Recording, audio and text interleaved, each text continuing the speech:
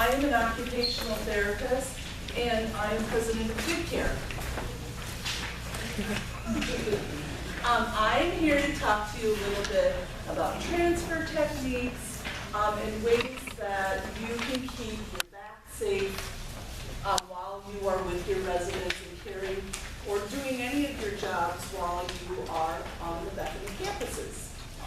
So the first thing that I want to talk to you about is your back, which tends to be an area of injury for everyone at some point in their lives, myself included. We have 3 curves in our back, and it's very important to make sure that we keep those curves safe from injury. We have a cervical curve, we have a thoracic curve, and we have a lumbar curve. Those curves are susceptible to injury when we overwork ourselves. If we're bending too much, if we're pushing too much, if we're lifting too much, twisting, anything that we do during our jobs, especially in the facilities that we are caring for our residents for, we are always at risk for injury. And that is called cumulative trauma. It accumulates over the course of time. So you may have had that one time where you bent down to lift a resident, or you lifted a lawnmower, or whatever it is you're doing, and that was the time you felt that little pop in your back, or that injury that just kind of set you off. That probably wasn't the only injury you had. You probably had injuries or things that were happening over the course of time that eventually came into light within that last episode. So when I talk about cumulative trauma, it's anything that you do that's repetitive, things that accumulate over time. So when you're twisting a lot, or you're pushing, or you're reaching for things up high in the kitchen, any of those items that you're doing in your daily jobs, you need to be aware of and to try to promote good body mechanics. So lifting a resident, it's wide base of support, knees down, and being able to pull with your legs rather than your back. Same thing goes when you're doing the yard work, you're in the kitchen working, you're doing anything in your job. So one thing that I want to talk about is patient transfer techniques. And the number one thing that you need to be using when you are transferring with your patients is your gait belt. So you want to make sure that you always have a gait belt when you're transferring a resident. Placement of that gait belt should never be up here around right underneath their armpits. It should be down low, because that is their base of support. That is where you're going to grab to help them with their base of support so that you can move together with that patient. Of course, we need to be sensitive to those patients that have an ostomy bag, or have a peg tube, or have a recent surgery. You don't want to be putting a gait belt over those type of areas. So that is where then we would place that gait belt higher. But we always want to try, if they don't have any of those sort of obstacles, we want to make sure we're keeping that gait belt low. You want to make sure it's snug. You can get your fingers underneath of it, but it's not going to slide up when you go to push, or when you go to lift with that patient. You're going to want to talk to that patient to make sure that they're scooting forward in their chair. They know that they're going to have to help with the transfer. You want them to lean forward with the transfer. You want them to have their hands pushing from the surface that they're sitting on, whether it be a wheelchair, a dining room chair, whatever that surface is. And you want to count with them, or at least talk to them and let them know, hey Phyllis, we're going to stand up now. I need you to help me. So on the count of 3, we're going to kind of rock forward, and then we're going to push up together. Now, you also want to be aware of the lift of that patient. If it's going to be a very difficult lift, where you feel you need to have 2 people, I'd rather you be a hero than a zero and get another person to help you. It may create time for you to be able to wait for that person, but again, it's better to be safe and to have a second person with you rather than risk injuring yourself, and then you're out for weeks because of an injury. So you always want to be bending nice and low, wide base of support. You're talking to that patient, and then you're lifting with them. And then you're walking with them if they can walk with you, so that you can pivot them into the surface that you're going into. Now, some of those patients have a weak side and some of them have a strong side. And you know those patients, whether they be a hip injury, a knee injury, a CDA, so that weak side can make that transfer much more difficult. When you have a patient who has a weak side, and therapy will probably be working with that patient and working on trying to pivot them to the weak side, but for purposes, for you, when you're transferring, I would rather you transfer to strong sides. Now that isn't always a possibility. If you've got a toilet that's right next to the wall, you may be able to transfer them to the strong side to get to the toilet, and you may have to transfer them to the weak side to come off of the toilet. If that's the case, and you feel strong enough to get them there, and it's a safe transfer to get there, you may need a second person to come back. But that's where I want you to kind of talk with your therapist, see what they're thinking. If they feel like, oh, right now, maybe it needs to be a mechanical lift, or maybe it needs to be 2 people. Talk with your therapist, and they will help you to determine what that transfer should be for that resident. Another thing that I want to talk to you about are those patients that are maybe high fall risks, those that get up in the middle of the night and want to go to the bathroom on their own, or try to get up because they wanted to drink a water, but their tray was over and they didn't want to bother anyone. So you want to always make sure that you're keeping that resident as safe as possible so that they have every opportunity to have things near their bed or near their chair, or that you're answering those call lights quickly so that they're not getting up. One thing that you can do if they are somebody that tend to get up on their own is making sure they have a clear pathway so that they can get to the bathroom, that there's proper lighting, that you're reducing their risk of falls. Making sure they have their call light near them, their water is close, their magazine, whatever it is they need. And usually we will, before we leave, we'll say, is there anything I can get you before I leave? And they may tell you, oh, I really like my magazine, or whatever it would be. But so making sure you have a clear pathway in the room. If those wheelchair pedals are off of their wheelchair, let's tuck them under the bed. Let's make sure that the Kleenexes are off of the floor, the washcloths are off of the floor, whatever it might be, so that they aren't at risk for tripping or falling. When you are doing cleanup in a room, it can be a lot of bending down to pick up those Kleenexes or whatever it might be. So in order to maintain those 3 curves in your back, when you're bending down, you can do the golfer's lift, where you're going down to the floor instead of having to come down like this all the time, so that you're always risking injury on your hips, knees, or back. That will keep the alignment in your back more appropriate and reduce your risk for injury. So we have those residents that tend to come up and are at risk for falls, those wanderers. And I know that we have used restraints in the past, whether they be a physical restraint, like a bed alarm or lowering the bed to the floor. So I don't know if you want to come in and talk then about any of the restraints that, I don't know that anyone uses restraints for like alarms or anything. I think I have no restraints unless you want to finish. Okay. So I think I have everything that I wanted to talk about as far as back safety, transfer safety. Do you guys have any questions that I need to address, or patient situations that you can think of that you'd like to ask me about from a therapy perspective?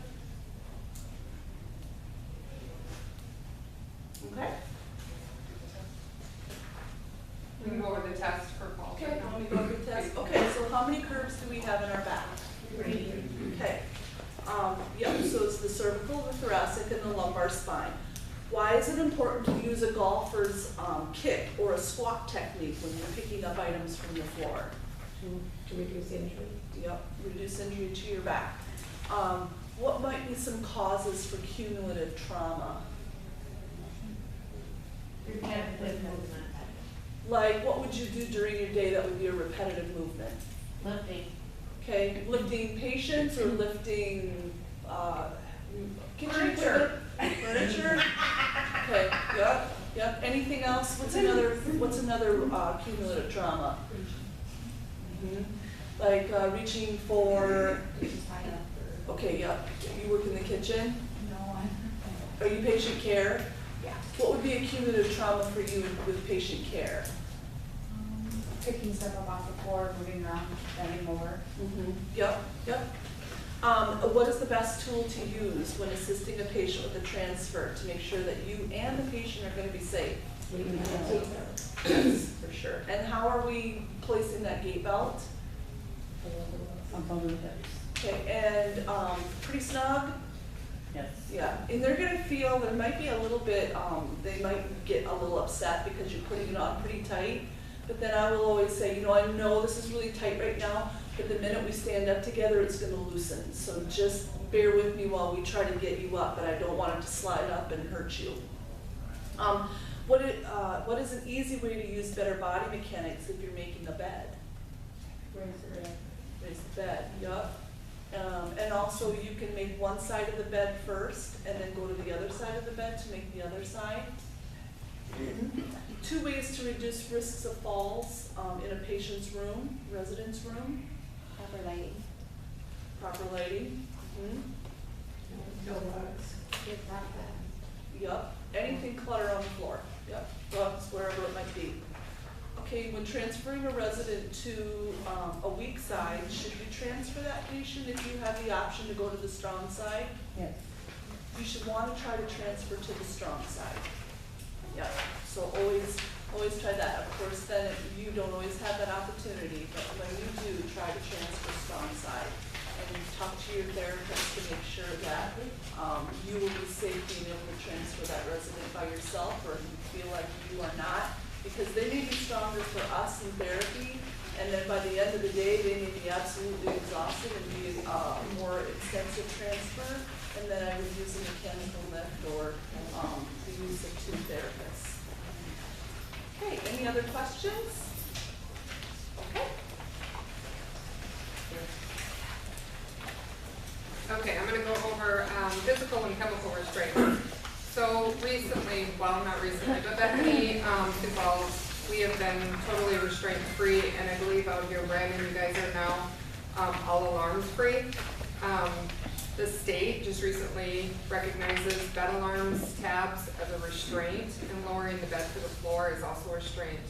If that resident is able to stand up on their own and get out of that bed, and you put it to the floor because they want to get up in the middle of the night, you've just restrained them, so we cannot do that anymore, okay? We've got to find other means. You've got to go in and you've got to do your half-hour checks, your hourly checks, whatever it is. Like when we got rid of the tab alarms, we started with every 15 minutes. You go in and check on them, make sure that they're safe, and you just extend that time that you go back and check. I think you guys are tab-free, alarm-free? We have a few that still have them, but that's family wishes, and Okay. so otherwise we're alarm free. Okay, so that's really good.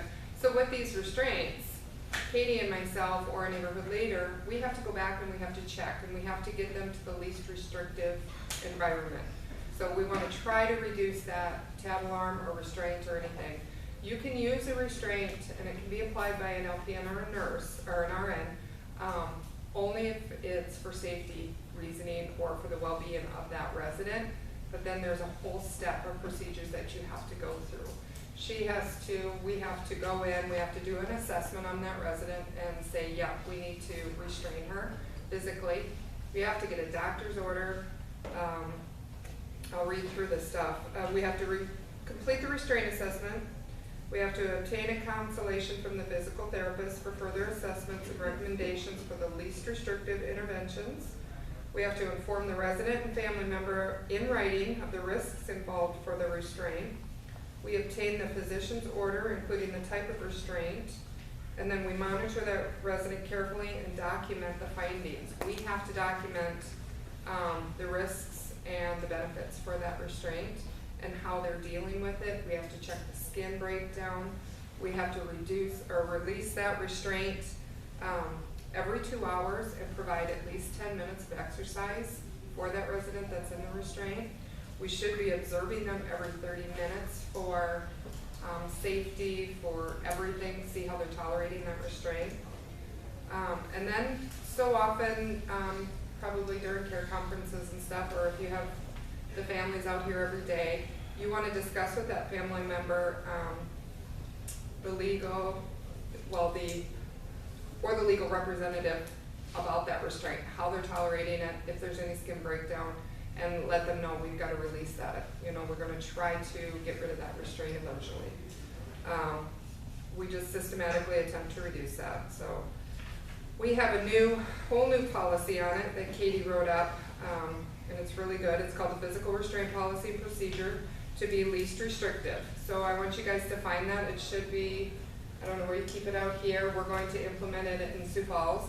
It's going to be on your neighborhoods, so I want you guys to become familiar with your policy. So find that and read through it.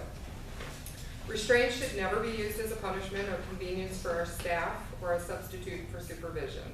So if you have a resident, for example, we had one in Sioux Falls, she was in a wheelchair. She was consistently trying to go outside. She would go to the door, she'd push them open. She actually got outside a couple times. We're halfway out and the staff were able to catch her, bring her back in. Instead of restraining her, putting her in bed or something, putting a table over her, we gave her a baby to hold. And that pretty much eliminated that exit seeking. She would fold towels for us. You've got to find something else for that resident to do. So think of your people back in the memory care unit that's always trying to get out or something. Give them something to do. Give them a snack. Give them a drink. Maybe they're tired. Maybe they have to go to the bathroom. Maybe they're in pain. That's the one thing that we forget about a lot, is that these people might be in pain. They can't tell us. So assess their pain level. See if they're fidgety, and maybe a Tylenol will help. The other half of that is chemical restraints, Ativans or Azepams. We cannot give these to those residents that are fidgety just because they were like, oh my gosh, she stood up one more time. We've got to give her something to settle her down. Can't give that Ativan. We have to find something else to do. Give her a baby, give her a job to do. Wash the tables. Some residents will go around and just wash down the tables. Even if they're in a wheelchair, give them a rag. These people grew up, the women grew up doing the homemaking. They're in the homes. That's what they were doing before. So give them something. Know their past history. If you know that one was a drawer and they're in the memory care unit and they're fidgety, try something for them to draw, to color. You're gonna give them other options than giving them that chemical restraint. With the chemical and the physical restraints, we have to be now documenting everything we tried prior to giving that chemical restraint before we can actually give it. It is state mandatory that we document and try the least restrictive options. Okay. So make sure your nurses, CNAs and med-aides, let your nurse know what you're trying to reduce all of that stuff for that resident. And I only got 2 minutes left, so let's see. A restraint can be put on a resident in an emergency situation, or if it's requiring life-saving medical treatment, you can put that restraint on, but you have to follow those guidelines, so make sure you know those guidelines. Any questions, chemical, physical, restraints at all? I know this was quick. Make sure you guys read that policy, okay? It's been updated, so we'll go over the test with you guys quick.